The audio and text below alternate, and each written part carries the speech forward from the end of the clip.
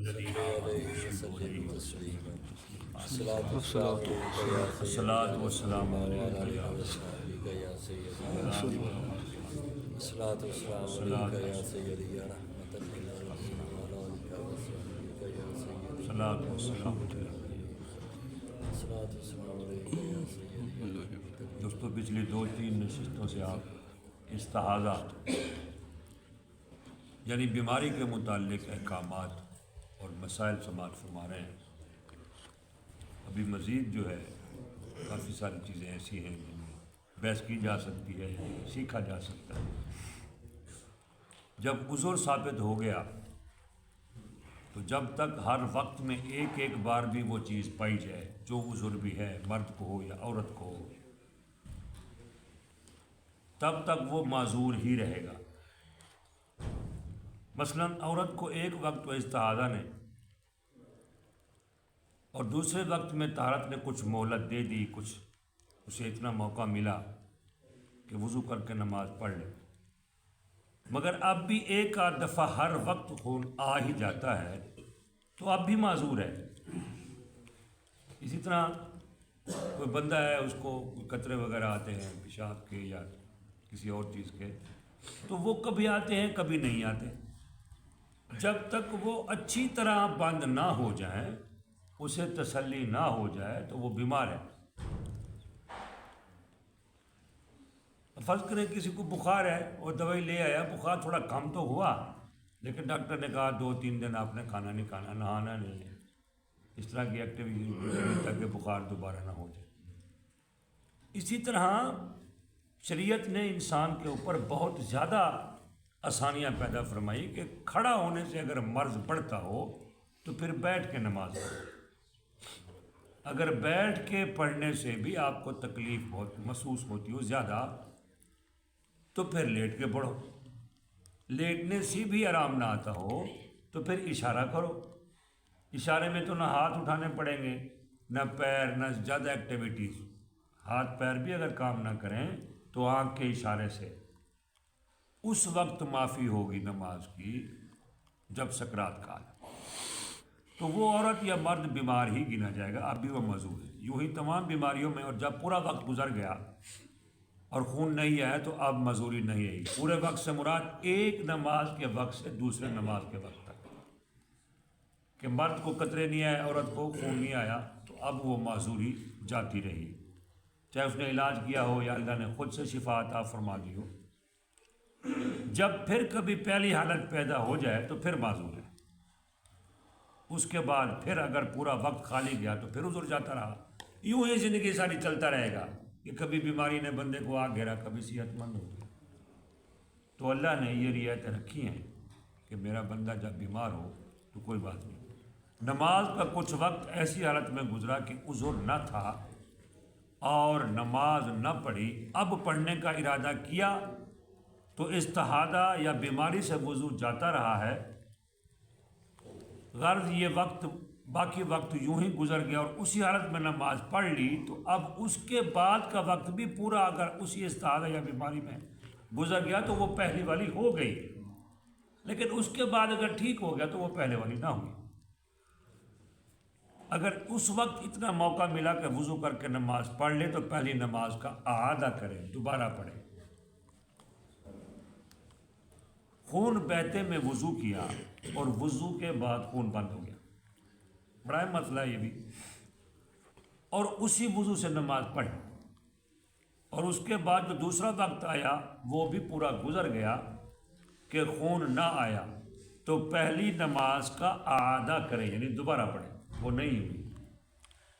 یوں ہی اگر نماز میں بند ہوا اور اس کے بعد دوسرے میں بالکل نہ آیا، جب بھی دوبارہ پڑھے. اعادہ جہاں بھی یہ لکھا ہوا آپ پڑھیں گے اعادہ کرنا یا لوٹانا تو اس کا مطلب ہے دوبارہ پڑھیں. فرض نماز کا وقت جانے سے معذور کا وضو ٹوٹ جاتا ہے. جیسے کسی نے عصر کے وقت وضو کیا تھا تو آفتاب کے ڈوبتے ہی وضو جاتا رہا، اور اگر کسی نے آفتاب نکلنے کے بعد وضو کیا تو جب تک ظہر کا وقت ختم نہ ہو وضو نہ جائے گا کہ ابھی تک کسی فرض نماز کا وقت نہیں آیا۔ معذور کے لیے یہ حکم ہے کہ ایک نماز کا وقت سے دوسری نماز تک کا وقت وہ گزاریں۔ عصر اور مغرب کے درمیان بھی ایک نماز سے دوسری نماز کا وقت ہے، لیکن وہ دورانیہ 1 گھنٹہ اور 20-25 منٹ کا ہے، زیادہ نہیں ہے۔ اسی میں بھی نماز کا وقت گزر جاتا ہے۔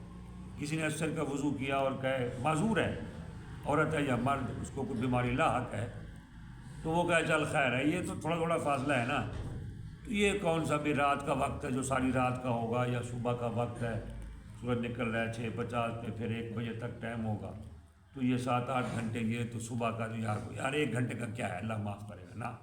شرط تو وہی ہے نا، ایک وقت سے دوسرا وقت نماز کا پائے، تو عصر سے مغرب تک وقت تو وہ گزرے گا۔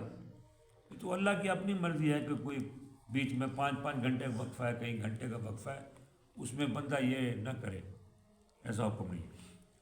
وضو کرتے وقت وہ چیز نہیں پائی گئی جس کے سبب معذور ہے، وہ بیماری ہے، وہ خون ہے، وہ پیپ ہے، وہ کوئی چیز بھی ہے، وہ سبب نہیں ہے، اور وضو کے بعد بھی نہ پائی گئی، یہاں تک کہ باقی پورا وقت نماز کا خالی وقت گزر گیا، تو وقت کے جانے سے وضو نہیں ٹوٹا۔ معذوری پائی گئی، وہ سبب پایا گیا، وہ علت پائی گئی، تو پھر جو ہے امام اعظم ابو حنیفہ کے فیصلے میں پڑھنا تھا۔ بہت زبردست ذہین آدمی تھے وہ، فقہ کے امام ایسے نہیں مانیں گے۔ وہ ایک اللہ کے بندے نے نا اپنی بیگم سے لڑائی میں یہ کہہ دیا، وہ کوئی مکان وغیرہ بنا رہے تھے، وہ سیڑھی کے اوپر کھڑی تھی، یہ اس اللہ کے نیک بندے نے کہہ دیا کہ اگر تو اس سیڑھی کے جو یہ تو نے یہ پوائنٹ پہ قدم رکھا ہوا ہے نا، جو بیچ میں ڈاکے لگے ہوتے ہیں ایسے لکڑی کے سے بنے ہوئے، اس کے اوپر آئی یا نیچے گئی جہاں کھڑی ہے تو تجھے طلاق۔ لڑائی میں اس حد تک چلے گئے، لو جی اب عورت کھڑی ہے سیڑھی پہ، اوپر جاتی ہے تو طلاق ہے، نیچے آتی ہے تو طلاق ہے۔ اور یہ شرط جب بندہ قید کر لے نا، اپنے آپ کو مقید کر لے، شرط رکھ لے، تو وہ پوری شریعت مانتی ہے، وہ شرط ہو جاتی ہے، لاغو نہیں ہوتی، بیہودہ نہیں ہوتی۔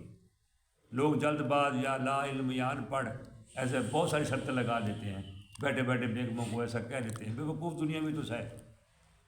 اب وہ سب دوڑے ادھر ادھر کے، اب کیا کریں، اس قاضی کے پاس گئے، اس کے پاس گئے، میرے پاس کوئی حل نہیں ہے اس کا، اس نے میاں نے کہہ دیا تو بس کہہ دیا، اب اگر وہ نیچے آئے گی یا اوپر جائے گی تو طلاق تو ہو جائے گی۔ انہوں نے کہا اس کو اتارنا تو ہے، اب سارا دن وہیں رہے گی، ساری رات وہیں رہے گی، زندگی ساری وہیں رہے گی سیڑھی پہ۔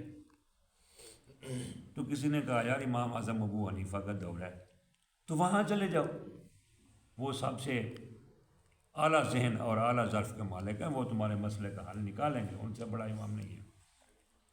تو امام صاحب کے پاس گئے کہ حضرت یہ مسئلہ ہے، وہ بندہ ایسا کہہ بیٹھا ہے، اب عورت کھڑی ہے وہ سیڑھی پہ، اگر وہ نیچے قدم رکھے تو بھی طلاق ہے، اوپر قدم رکھے تو بھی طلاق ہے، نیچے کیسے اتاریں؟ امام صاحب مسکرائے، آپ نے فرمایا یہ تو کوئی مسئلہ ہی نہیں ہے، اس کو نیچے اتارنے کا کوئی مسئلہ ہی نہیں ہے۔ کہا حضرت کیسے، کون اتارے اس کو، کس کا ہاتھ جائے؟ تو میں سیڑھی ایک اور ساتھ میں لگا دو، ٹھیک ہے جی لگا دی، تو میں اس کا باپ یا اس کا بھائی جو محرم ہو، جو اس کو ہاتھ لگا سکتا ہو، اس کو سیڑھی پہ چڑھا دو، ٹھیک ہے جی چڑھا دیا، وہ اسے اس سیڑھی سے اٹھا کے دوسری سیڑھی پہ رکھ دے، پھر دونوں اتر ہیں۔ اس نے شرط اس سیڑھی کی لگائی ہے، دوسری کی نہیں لگائی، دوسری دن لگائی، صحیح ہے، تو اس کی شرط بھی پوری ہو جائے گی، عورت کو طلاق بھی نہیں ہوگی، نیچے بھی اتر آئے گی۔ انہوں نے کہا واہ بے واہ کمال ہو گیا۔ وہ گئے دوسری سیڑھی ساتھ لگائی، اس کے بھائی کو یا باپ کو یا بہن کو یا ماں کو جو محرم ہو، جو اسے ہاتھ لگا سکے، تو اس کو اوپر چڑھا دیا، اس نے اس کو ادھر سے ہاتھ پکڑ کے اس طرف کر دیا، وہ برابر ہی تو تھے ان کے، وہ جو پھٹے تھے، بس وہ اس ادھر پیر اٹھایا ادھر رکھ لیا، نیچے اترے۔